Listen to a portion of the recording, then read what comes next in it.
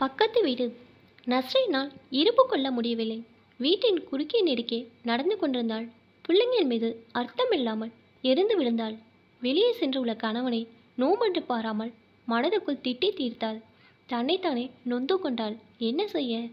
கையில் மடியில் இருந்தா நானும் இவங்கள போல செலவழிச்சிருப்பேன். என்ன செய்ய? எனக்கு வாச்சது அப்படி. இயலாமையுடன் நீண்ட பெருமூச்சு எட்டி பார்த்தது. நஸ்ரைனுக்கு இப்போது உள்ள பெரிய பிரச்சனை பக்கத்து வீடு தான். பக்கத்து வீடு சல்மா குடும்பத்தினர் நடுத்தர வர்க்கத்தை தாண்டி ஒரு படி மேலே நிற்பவர்கள். பணம் மனம் திறந்து புழக்கத்தில் இருந்தது. பீச்சுக்கென்றாலும் பெருமை இல்லாதவர்.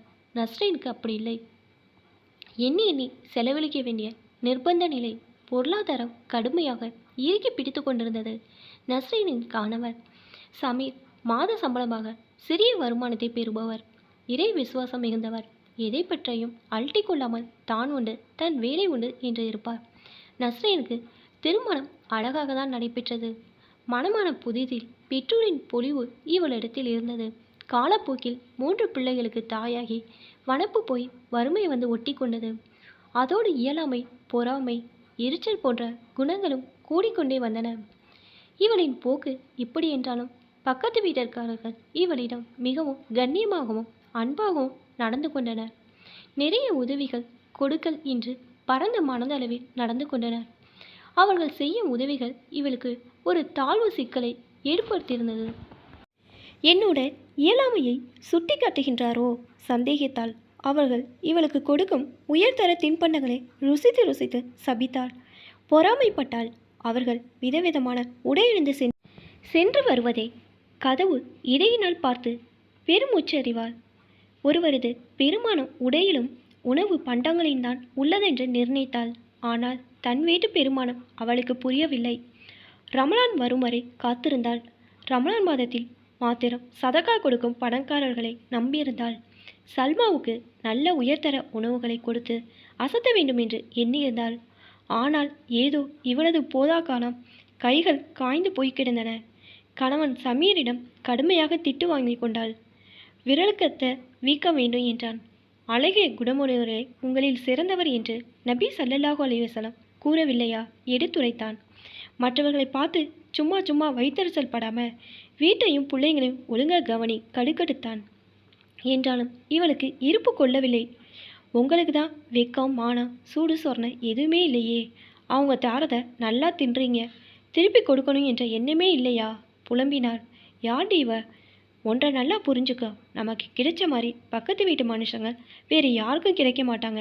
இருக்கிறத விட்டுட்டு பறக்க நினைக்காம யாரோட மனமும் நோவாம நடந்து கொள்ள பாரு உபதேசித்தான். எனக்கு அதெல்லாம் தெரியாது. எப்படி சரி, எந்த வழியிலும் சரி அவங்களுக்கு நாமளும் கொடுத்து என் லெவலை பேலன்ஸ் பண்ணணும். கிளிப்பிள்ளைக்கு சொல்கிற மாதிரி சொல்கிறேன். இவ பிடிச்ச முயலுக்கு மூளைக்காலன்னு நிற்கிறா. உன்ன மாதிரி பொம்பளைங்கனால தான் பாதி கணவன் மாருங்க திசை மாதிரி போடுறாங்க. ஞாயிற்றுக்கிழமை கூட வீட்டில் இருக்க முடியலை. கொழுது வெயிலையும் பொருட்படுத்தாதவன் ஷர்ட்டை மாட்டிக்கொண்டு பள்ளியில் போய் நிம்மதியாக இருக்கலாம் என்று மனம் நொந்தவரை வெளியே சென்றான். பகல் 2 மணிக்கு போன சமீர் மாலை 5 மணிக்கு வீடு திரும்பினான். கையில் ஏகப்பட்ட பார்சல்களை சுமந்த ஷாப்பிங் பேக்குகள் வாயை பிளந்தபடி நின்றிருந்த நஸ்ரீனிடம் பார்சல்களை ஒப்படைத்தவன் எதுவும் பேசாமல் குளிப்பதற்காக குளியலையை நோக்கி சென்றான். அவசர அவசரமாக அவற்றினை பிரித்து பார்த்தவள் இன்ப அதிர்ச்சியில் சிலையாகி போனாள். அவள் கனவு கண்ட விதவிதமான உணவு பண்டங்கள், இனிப்பு வகைகள். நஸ்ரீனின் மூலையில் மின்னலென ஒரு யோசனை. சற்றென ஒரு அழகான பெரிய பீங்கானை எடுத்தாள். அது அவளது திருமணத்துக்கு கிடைத்த 6 பீங்கானைகளில் ஒன்று.